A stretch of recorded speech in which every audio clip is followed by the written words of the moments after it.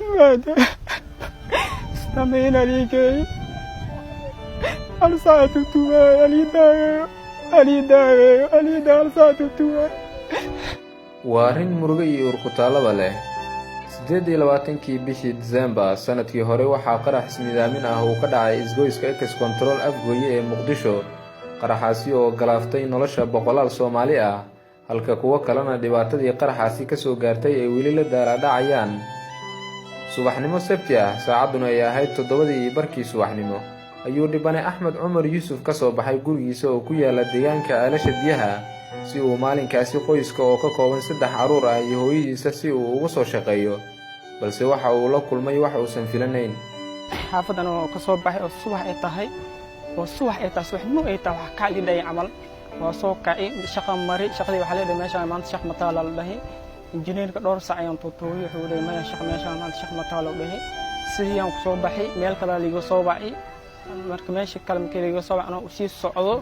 ayaa baawurkii Ex Control anoo joogo ayaa baawurkii kala celinayay oo baawur si kuuleeni sameeyaan si jidka ay u maraan marka aniga baawurkii hadan shaqadii hadan anoo liiga dharrooy nolomaadkiis maalinta habeen kasta waa qaday wax aan haysto ma laha ma fahmino deeno ku noolaay deena liiga qashbadna liiga rawi waalidkaygan aniga wax iga suwaayeen ilmahana ujeedadayeen in wax iga suwaayeen macal qoyskeeya ma fahanti markii ilaas ay tahay hadan maalintii anoo ku fikirayo maxamedo shaqadii waan laga dhado jidkiina waa waxay yahay maxaa sameeyay harqadu aalada lama sheegno dadkii jid loo furay oo kuwan laami sameeyaan ilaas ay tahay jidka baawrkii waa ka dagi laba tilaab makan qaaday qadaxaan la kulmay marka anoo qadax aan la kulmay aan naxtin ku tan anoo hadan ruurtii iyo qoyskii iyo walaalay iyo familkii aan fikiray ayaa hadan qoyskii ayaa hadan qarxiyaan la kulmay naxtin ayaan la qaaday meeshii hadan lugta aan ku istaagay dhibane Axmed ayaa sheegay in markii qaraxa qabsaday uu dhaawacmay uu waayay daryeelkii caafimaad ee uu u baahnaa waxa uu la ooyinayaa sidii loola dhaqmay markii isbitaalka la geeyay jibi walaal waxaan dareemay in wadan dhibaatadaas aan la kulmay cid qaada waasi aan waay nin walba dadkiisu uu orday wala qaadayeen iyo waqtiga waxa sameeyay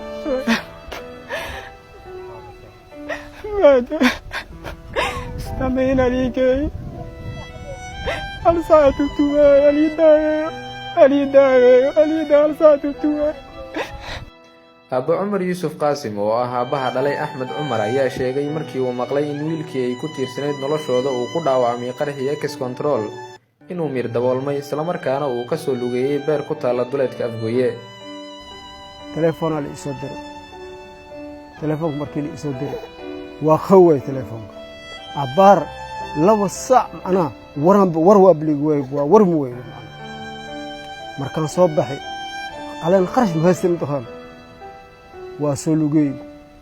shilin kun jebkeem ku jiro waa soo lugay waa soo socdo markaan soo lugay waxaan helay macna dad oo meel iska socdo dadkiyaan dhay walaalow aniga duruuftaas ay wiilkiya dhaawacmay haddana isbitaal Madiino amartay asku sugan yahay duruuf ay haastee bal wax isiyaan intaan ku dhameystiray bawran ku raacay dadkii waxay isiyaan lacag macna oo 5 ku shilin isiyaan bawrkiina waxa lagu raacaa 20 kun lagu raacaa kadib hadina macna waa la ii wacay intee soo joogtaa war ana waxaan soo joogaan digfee maarta waxaan soo joogaa banaadir soo jooga waa soo lugay ana kharash ma haystay haleen meesha macna nin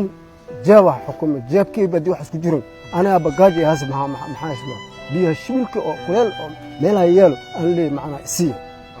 arrinta kale ee murugada leh oo dhibana Axmed uu inoo sheegay ayaa waxa kamid ah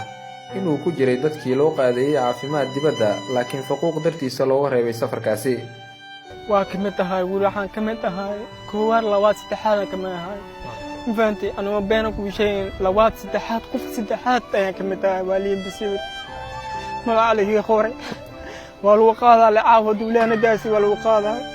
markii ma jajas dhinac maray warninkan uu jabsiiyay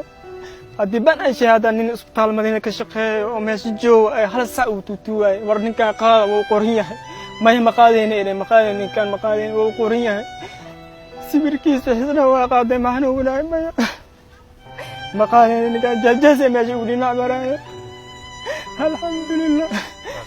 lugtii way urtay هذا سيتا هذا تخطيرت وما ماشي اسكجيفا سيتا هذا وما واي